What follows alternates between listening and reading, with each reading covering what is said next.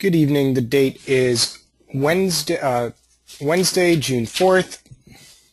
It's 8:30 p.m. Eastern. This will be a Watchhimtrade.com webinar in which I answer questions submitted by subscribers. So the first question is this. This is from the subscriber. The first 3 months of the year I was on fire, was green 70% of the time, and my winning trades were bigger gains than my losers were losing. Since then, I've kind of hit a slump, and my account has been going sideways or more often down. Unfortunately, I've given back a fair portion of my gains from the beginning of the year, and I'm feeling really discouraged. Do you have any tips on how to get my rhythm back? First of all, great question, and something that I know I can relate to. And anybody who says they can't relate to it, they're lying. So, welcome to my life multiple times throughout the last few years. That's what this question reminded me of. And I'd like to start my answer off by first pointing out what I believe are the 3 stages of becoming a successful trader. At least the most normal ones as I see them. Number 1, I'm new to trading and I'm losing money, but I'm gaining experience and really studying my mistakes. I'm working hard and believe that eventually I'll stop losing money if I stay committed to learning. Stage 2, I have some experience and have started to make money consistently, but I still can't avoid some costly, sometimes boneheaded mistakes that set me back. And then stage 3, I am confident I have a good amount of experience and I am making money consistently, week after week, month after month, year after year, and I'm no longer experiencing anything but manageable losses that are a natural product of trading. The 3 stages. The noob who's losing money but really taking the time to learn. The guy who's past the noob stage but still every once in a while struggles. And then number 3, the professional trader who, he's seen it, he's experienced it, or she, and they're doing this full time, making money on a consistent basis as their primary income. I'm convinced that your question deals with the normal cycle that occurs to traders who are trying to transition from stage 2 to stage 3 after what you've probably feel like is a solid transition away from stage 1. And in case you're wondering, I would characterize myself as closer to stage 2, but believing I'm on the verge of stage 3. Just wanted to get that out of the way for curiosity's sake. But so, you get to a point after a few years, undoubtedly, where you either start to have some success or you don't. If you don't ever start to have success, then you seriously need to consider giving up trading because you just can't keep losing money as much as you think you might love it if you're not improving your skill set. But in your question, you say that you were quote-unquote on fire and had a 70% win rate. So that tells me you are past stage 1 and have definitely gotten to the point where you have showed yourself flashes of brilliance. You likely felt during those first 3 months of the year kind of like, hell yeah, I can do this. Like, this is what I'm talking about. This is what everybody says it starts to feel like. And I'm here to tell you that nothing has changed. You still can do this. That's the first step, though. The psychological aspect of reminding yourself that you have shown yourself real skills at trading. You've had success. You've felt success. You know you're capable of it. You need to remind yourself of that. Now, the analytical step that goes hand in hand with that is then going back to review and compare your trades from the first 3 months of the year to your trades recently that have you somewhat discouraged. Chances are you're either doing something different, or maybe you're not doing something different, but the movement you are trying to trade is not the same as it was the first 3 months of the year. And if we just look at some charts, on a stock like Tesla, for instance, the first 3 months of the year, to start, Tesla made a really nice move on up towards 260 from 300. Since then, though, it started downtrending and it's gotten really choppy. Netflix was in a nice uptrend.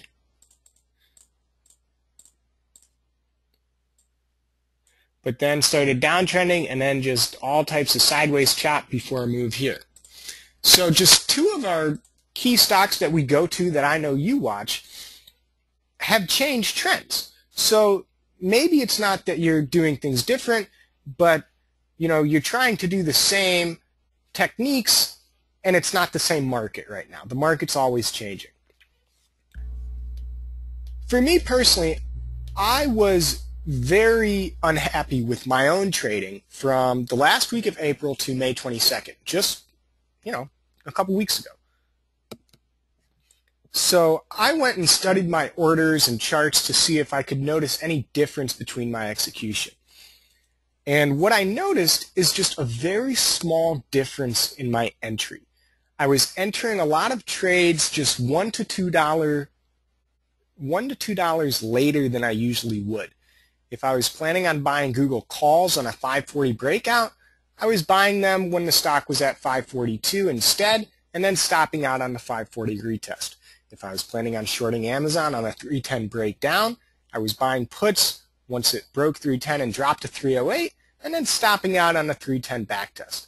Just little things like that that completely messed up my rhythm and left me with a bunch of losses. So after May 22nd, I started to review, and I made a concerted effort to get back to what I refer to as entry discipline, only getting the entry I want. In addition, I noticed that the losses I was taking, which this probably had to do with the entries, but anyways, were far above my stated goal of 10 to 15% capped losses. That period I was really unhappy with is full of trading losses between 20 to 30% and sometimes even bigger. So again, after May 22nd, I just kind of had a talk with myself and was like, Kev, you're not allowed to let a loss snowball past 15%. You know this. You learned that in stage 1.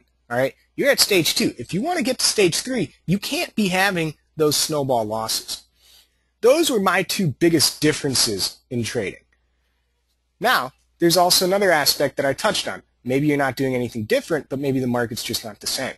Lately, you've seen me doing a lot more sell to open type trades, selling premium. And that's because I feel that this market environment now is decisively different from 2013. 2013 was a nice, clean, directional uptrend. This market has been a lot of up, down, up, down. So I've tried to make a concerted effort to adjust to sideways movement by getting better at selling premium, because I think if I want to adapt, if I want to have success, trade the way I want to trade, that's a skill I have to learn.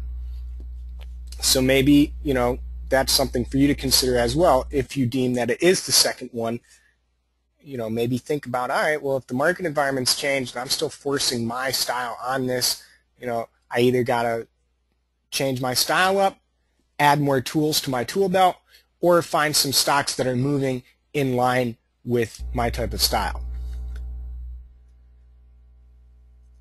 Back to the psychological aspect, though.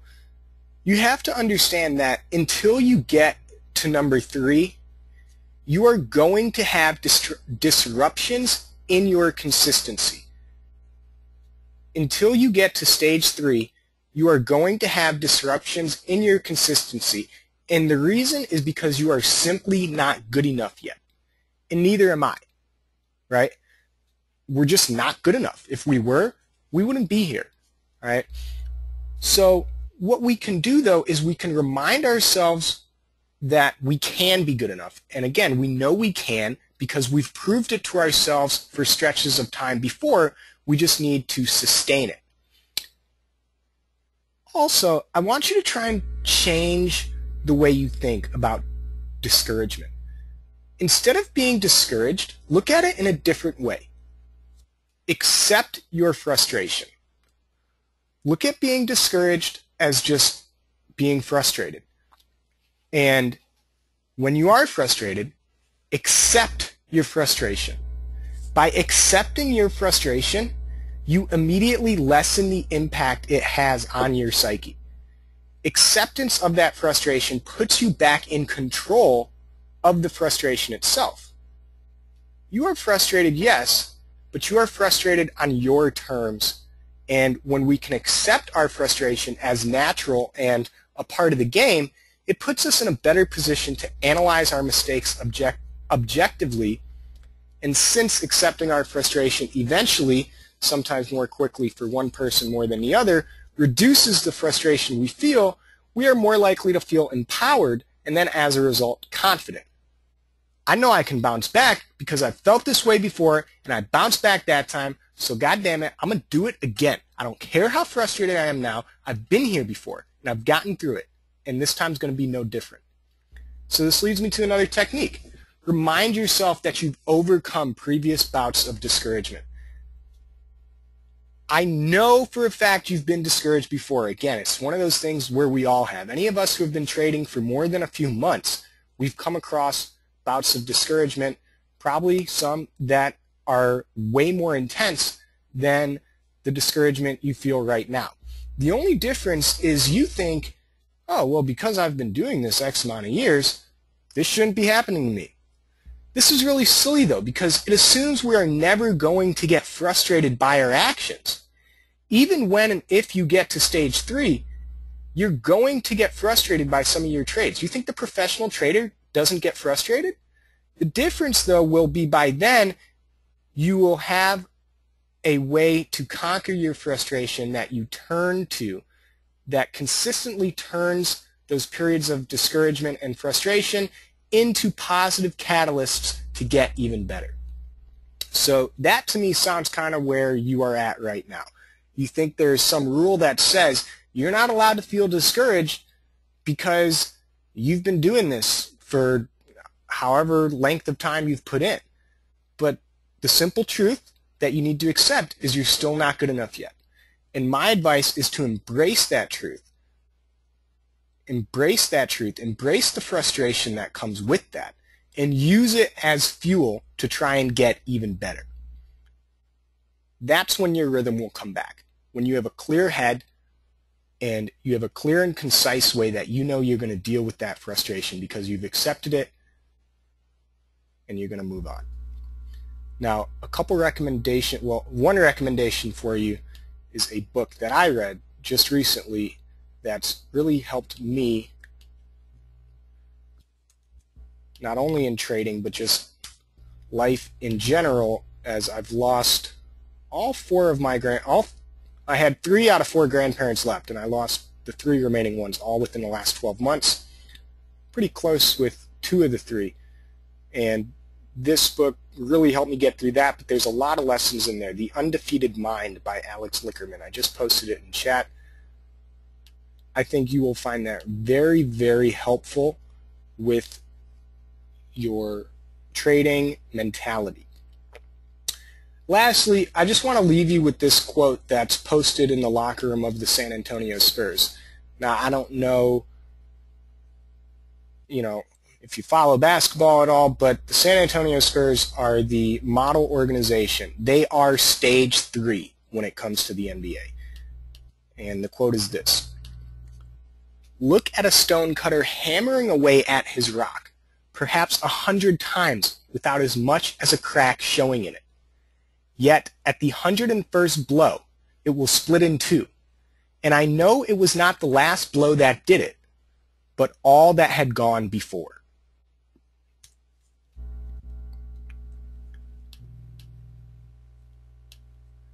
Next question.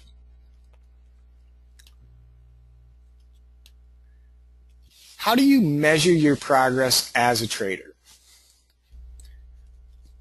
So there's a handful of ways that I personally measure my progress as a trader. Some are obvious, some aren't. I'll start with the obvious ones. My equity curve. Am I making money over a period of time, right? Gains and losses. Very simple to measure. Also, I like to compare my win percentage week over week, month over month, year over year. I should be, in general, having a higher win percentage over time. And then lastly, this is what I believe is the most important one as far as how I measure myself when it comes to how do I hold myself accountable. And that is comparing average losses, be it day by day, week by week, month by month, year by year. Comparing average losses on a trade. We're all going to have losers, right? What's your average loss? To me, this is the most important one because if your average losses are consistently declining, then you will usually avoid ever feeling discouraged.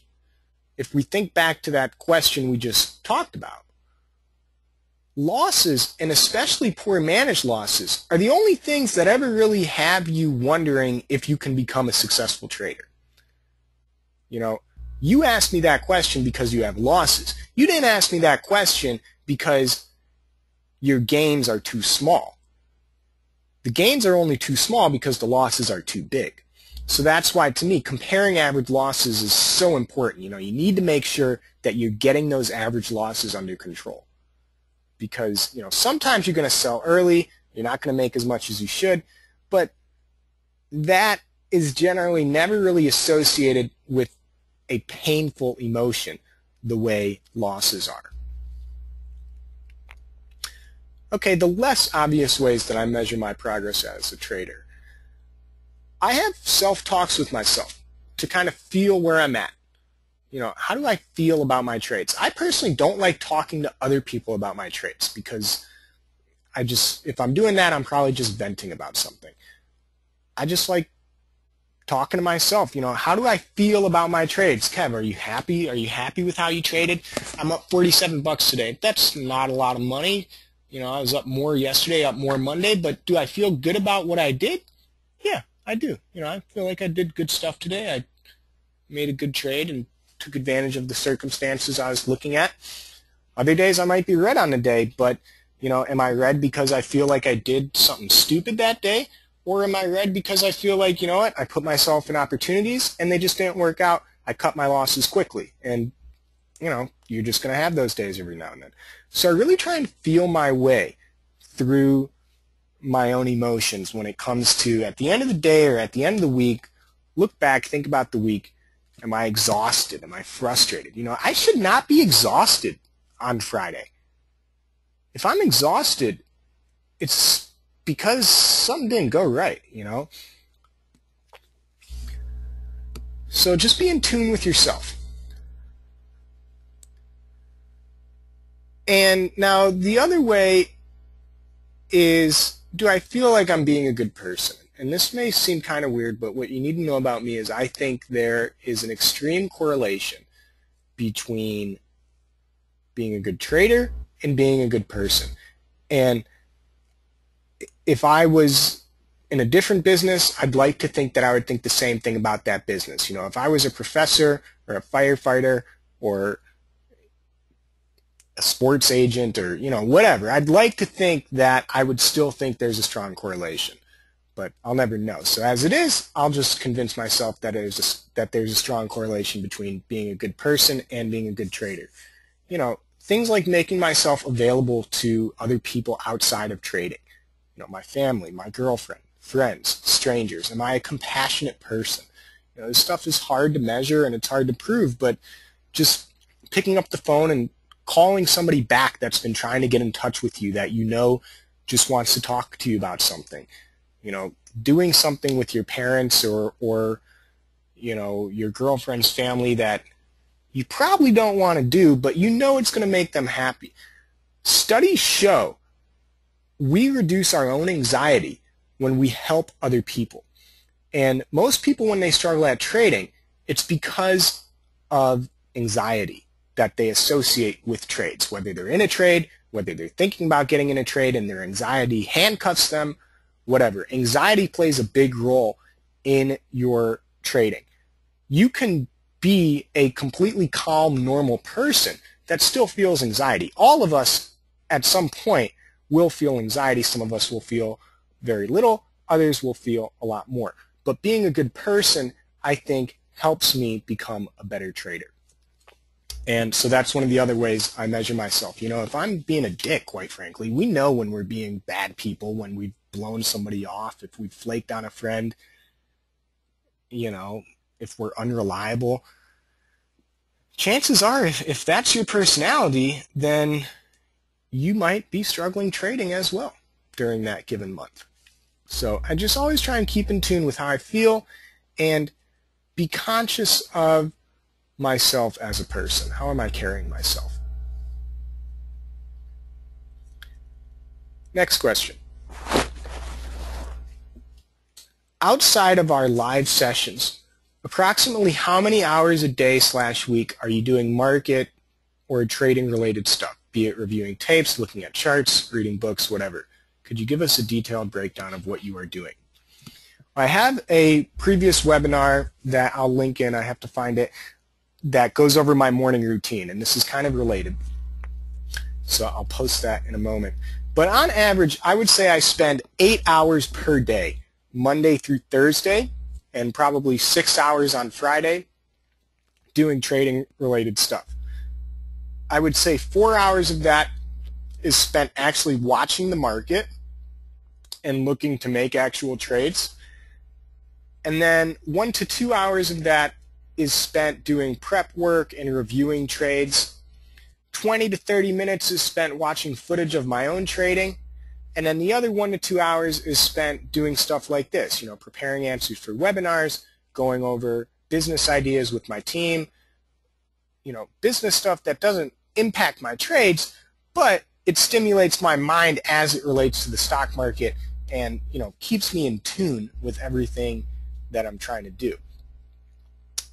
On Fridays, it's less time because I don't like doing work on Friday after the markets close as far as with my team.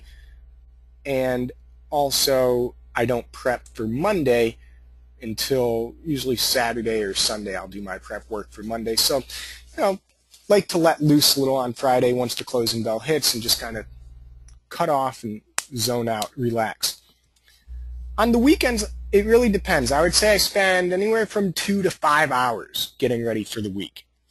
On the weekend, it depends on the film, because if there's something I really want to watch in film, if I feel like I missed an opportunity or I feel like I did something really well, then I'll watch a lot of film, because these sessions I'm probably live for 2 to 3 hours a day, so there's a lot of film I can watch if I choose to.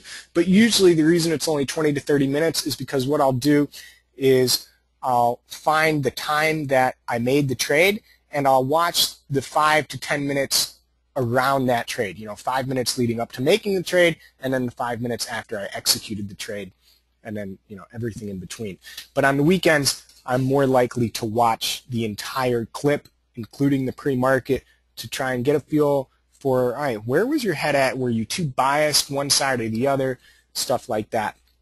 And then, of course, prep work for the week, and, stuff like emailing you guys, and again, going over ideas, things I want to implement on the website, stuff like that. When it comes to reading books, I honestly am not a big reader at all. However, when I do pick a book to read, I really commit to it. I'm not one of those people that says, oh, I'm going to read this book, and then, I read 20, 30 pages and stop reading it. I pick a book to read, and I make sure that I'm actually going to read the entire thing front to back. And the way I do it is I have goals of reading 50 pages per week. That usually allows for me to get done with a book within a month. And, I just find time to read the book. Maybe it'll be during lunchtime when the market's slow and I'm going to go sit outside for a little bit, or maybe it's on an airplane going out of town for the weekend, or, in the car with my girlfriend as we're driving somewhere. I don't carve out time to read a book. I just know that I'll find the time to get my goal of 50 pages in. And then also, I make sure to try and get to the gym 4 times per week at least, as I believe that's very important in keeping your mind sharp. Healthy body, healthy mind. The key with this is you want to have a routine, but you don't want to just go through the motions. I think that's what people struggle with. Again, whether it's just trading, whether it's only trading, or whether it's any other profession. You want to have a routine. You want to be in a rhythm. Routine and rhythm is kind of the same thing. But the danger is you get so used to a routine that now you just kind of go through the motions. You know you're going to do prep every day, so maybe you don't focus as hard on the prep, and you get a little lazy with it. You need to approach every single day with the same routine, but you need to understand that every single day is different, right? So that's my one-line advice with this. Have a routine without going through the motions.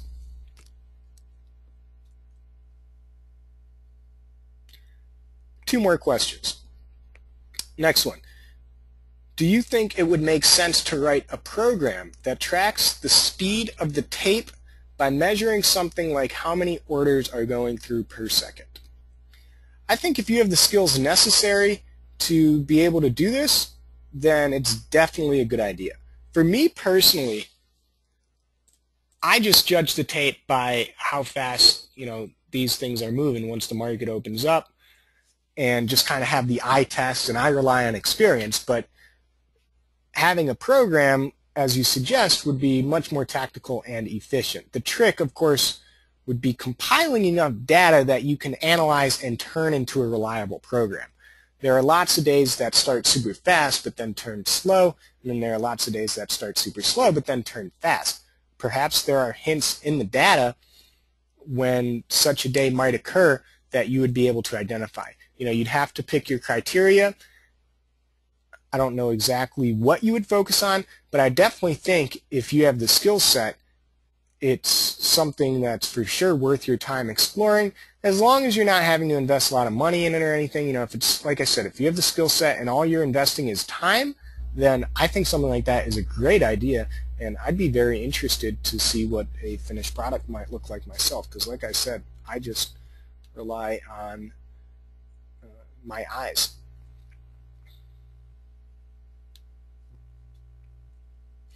You remember when I was taking all that data on Apple and I had like that real analytical spreadsheet? I probably had like 5 months of data built up, but it was all by hand, it wasn't a program, so it's not completely comparable. But what I found for myself when I was doing that trading-wise is sometimes the data distracted me from what I felt like I was seeing with my own eyes. So that's where I've kind of gotten back to just, this is what you see. Talk to yourself about what you think it looks like.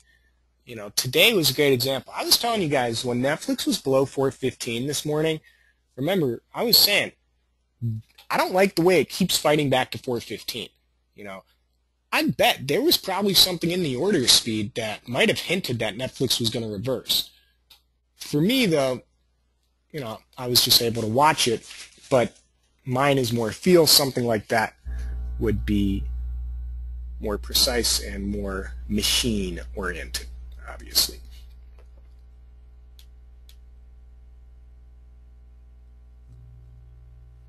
All right, next question. Can you go over the oil sector and point out any good potential swing setups that you see? Now this is where I will be using some charts here.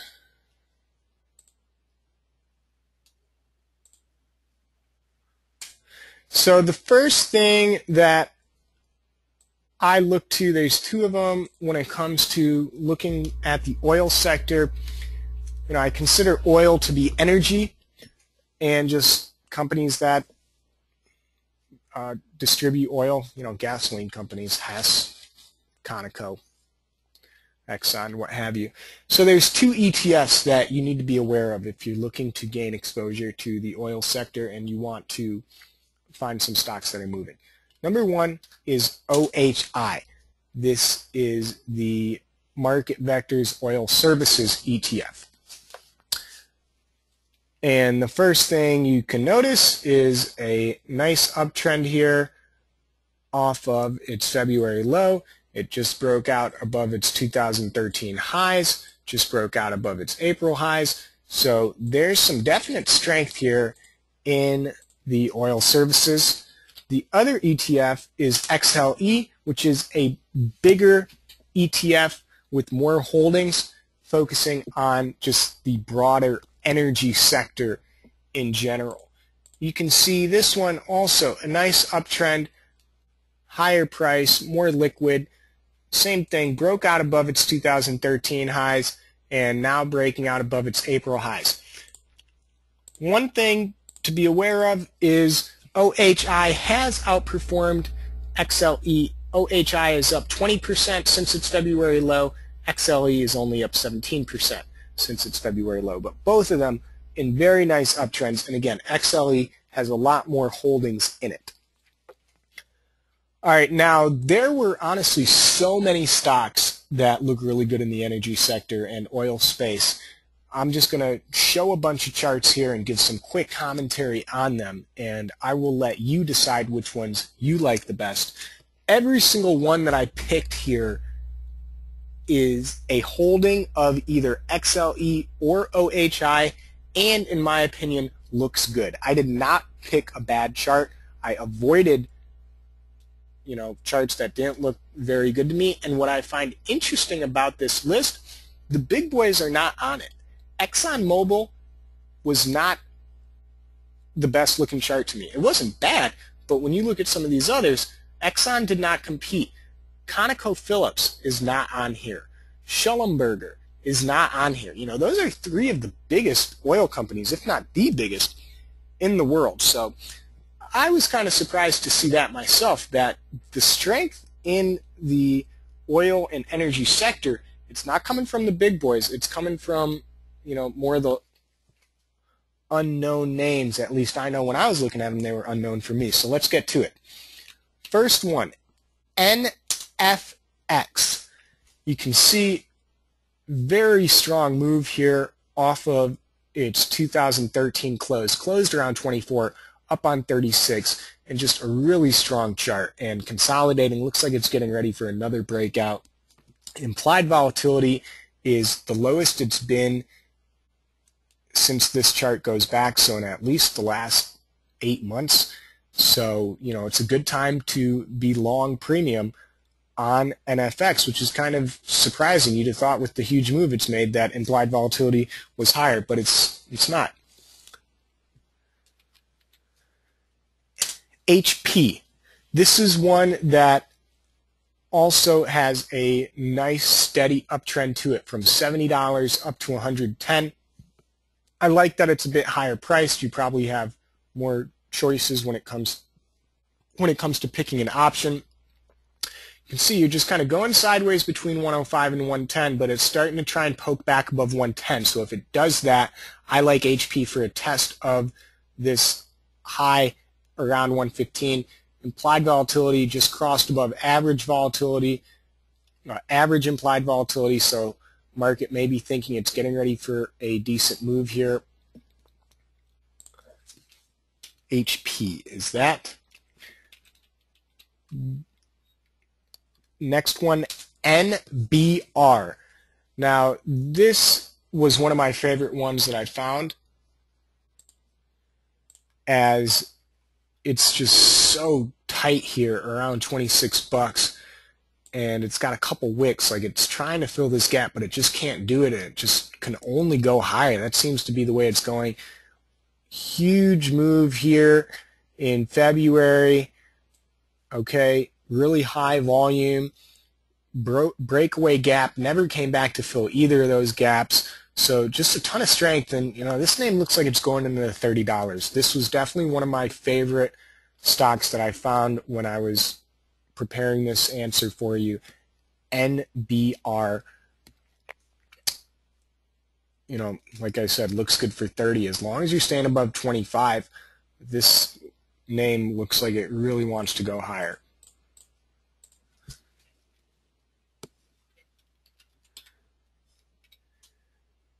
Next one, OKE. You had a gap down, but you have been consolidating, then you started to break out above the gap. So, if you get above 66, it'd be another breakout in play there. This one, CNX, just broke out above $45. Nice consolidation. It's been in a good uptrend. You just had a breakout.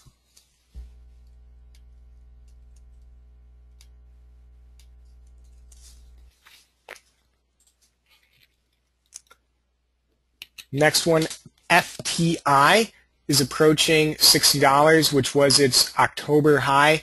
It's had a nice uptrend, so it's on the verge of a potential breakout if it can get above 60. Next, HES, HES, should be familiar to most of you. Good move off of the February low, broke above $90, nice rally.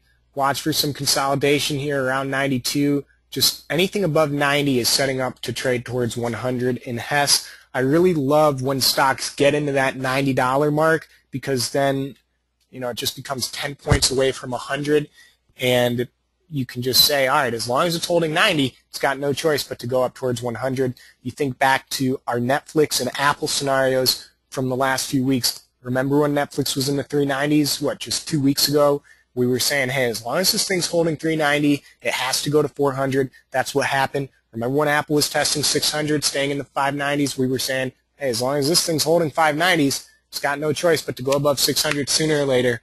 So, I like when you enter these $90 ranges. This next one, DVN, just has a great uptrend. $58 off the low in February, coming up on $75. Nice diagonal movement, one of the more liquid names I came across. And implied volatility, getting ready to go above average implied volatility, so market might be looking for a move here.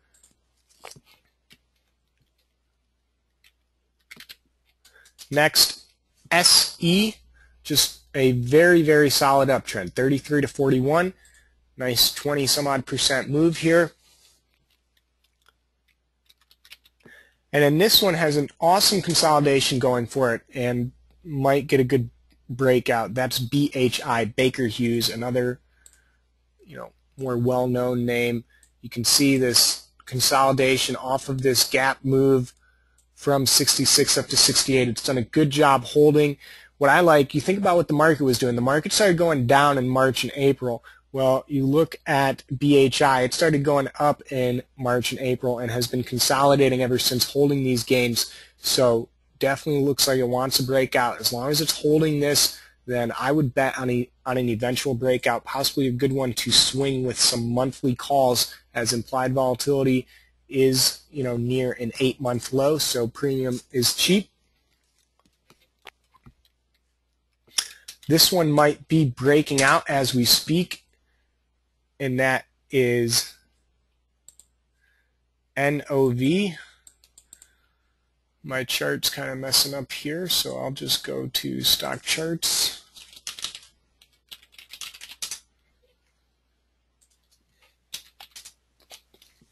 But you can see NOV just got a breakout above 76. Nice uptrend off of a gap down in late April. So you've got a potential breakout in the works right here.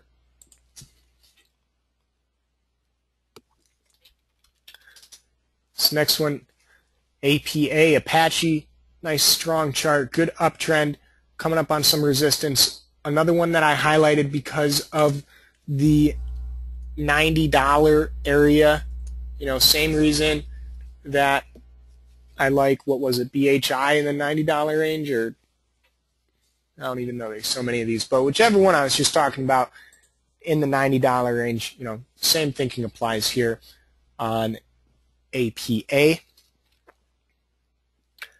Here's another one with a great consolidation, and that is WMB, Williams Companies. Awesome move recently off of the April low, and now just in a super, super tight consolidation. I love these because the range gets so tight, so you can just wait. You don't even have to play the range because there's nothing really to play. You just say, hey, if this thing breaks above 47, which is the top end, we're looking for a move towards 50, and if it breaks below 46, which is the low end, we're looking for a move back down towards 40 to 43. So clearly defined setup there by WMB.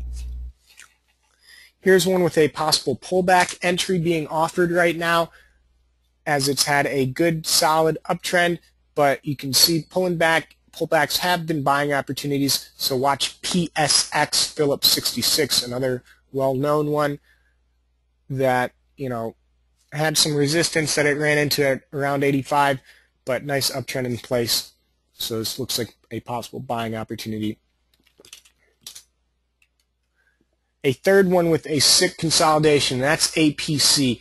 And what I like about APC, we talked about the $90 criteria. Well, APC is above 100. So it got into the 90s and it finished the deal and got above 100. So I really like setups where you're near around levels. You guys know that. So APC, really easy setup here. Just as long as you're above 100, then this thing's in good shape to eventually trade to higher prices. You can see implied volatility has increased a little bit here. All right.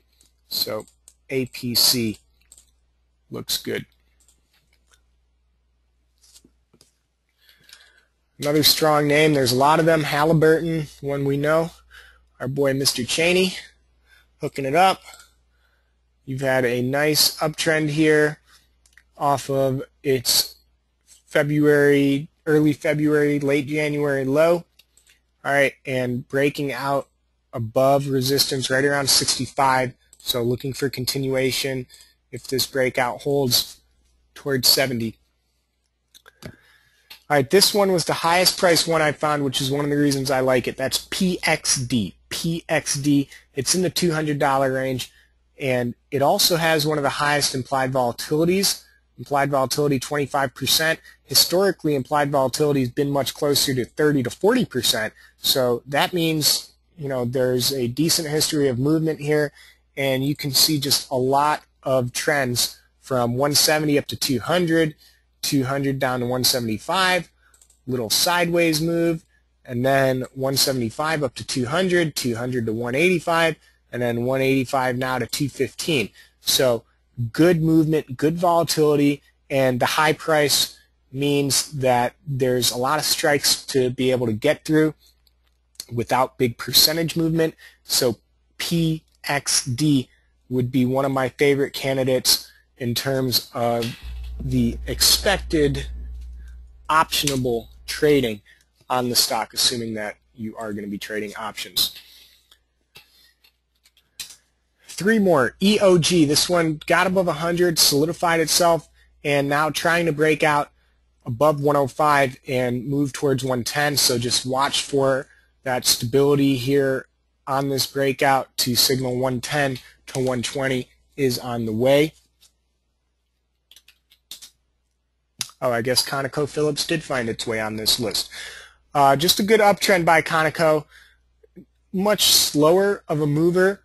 Probably one more steady. Premium's very, very low, and it historically doesn't make big moves. So it might be a good one to sell some premium on. Maybe you sell some puts, maybe you sell some calls. I would be willing to bet that Conoco stays between 75 and 85 for the next few months, just based on this move. I mean, it took from February to now just to move 15 bucks, so it doesn't have a good movement. Oh, and that was the last one, because my last one was BHI, but that's a repeat. So overall, the five that I like the best in terms of trade potential would be NFX,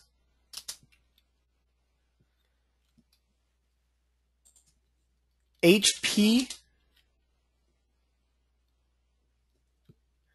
NBR. NBR is probably my absolute favorite. And then BHI,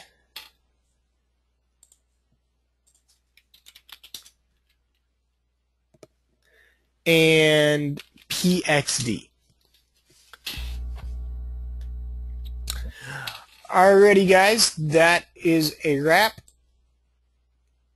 Thanks for submitting the questions. So is there anything further you guys would like me to cover? Not new questions, but questions on my answers. Anything you want some clarity on or talk further to, now's the time, and I will do my best.